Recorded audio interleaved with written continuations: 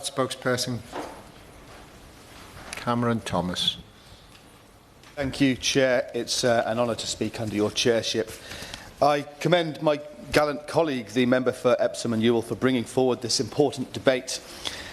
I have the honour of representing the Liberal Democrats as Defence Spokesperson in her stead. I never served on the ground in Afghanistan, and I never met Staff Sergeant Olaf Schmid. But Staff Sergeant Schmid did serve in Afghanistan, and he disarmed 64 improvised explosive devices during a tour of duty in 2009. Undoubtedly, he saved many of our brave soldiers and civilians in doing so. He had been deployed to Afghanistan from his unit in Didcot, just a few miles from my own unit at RAF Benson. Staff Sergeant Schmid was killed while disarming his 65th device in November 2009. On the final day of his deployment, he was 30 years old. The day before, he had telephoned his 5-year-old stepson, who had told him, "Daddy, it's time to come home."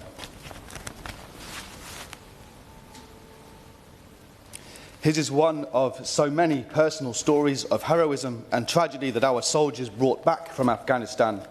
And in truth, I don't know why Staff Sergeant Schmid's story gripped me so tightly, but I did used to drive past Vauxhall Barracks and Didcot every weekend from RAF Benson.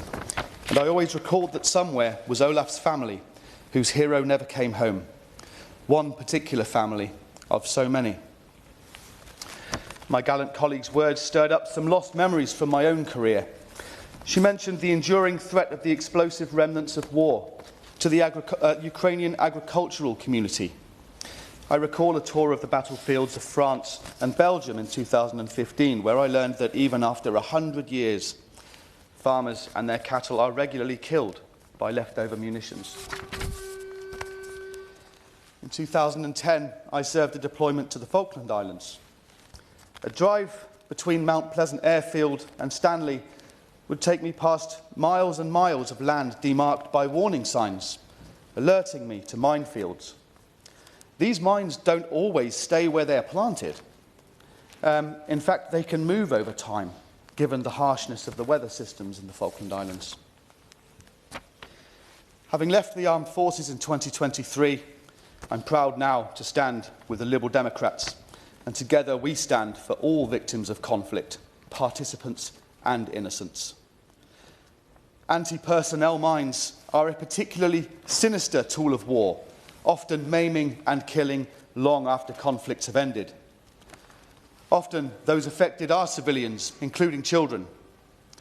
Our Ukrainian sister party, Servant of the People, has continuously raised the issue of cluster munitions and the continuing impact that they have on civilians since Russia's illegal full-scale invasion in 2022. The 2024 Landmine Monitor report, published in November 2024, shows at least 5,757 casualties from landmines and the explosive remnants of war, an increase of 22% since 2022. I thank also my honourable friends from Northern Ireland for reminding me that it is not just overseas that this is an issue, but here within the United Kingdom too, something which our predecessor, Lord Ashdown, spoke so passionately and eloquently about. The Liberal Democrats recognise that there are lasting impacts to being struck by such an explosive device as a mine or unexploded ordnance. Often those impacts are lifelong, both for the victim and for their loved ones. We therefore call for a full programme of support to provide the medical and psychological assistance to victims and families of those impacted by such devices.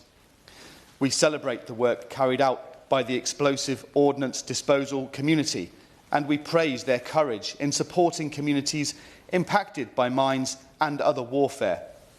We call on the government to restore the international development budget to 0.7% of national income, as it was the last time the Liberal Democrats were in government.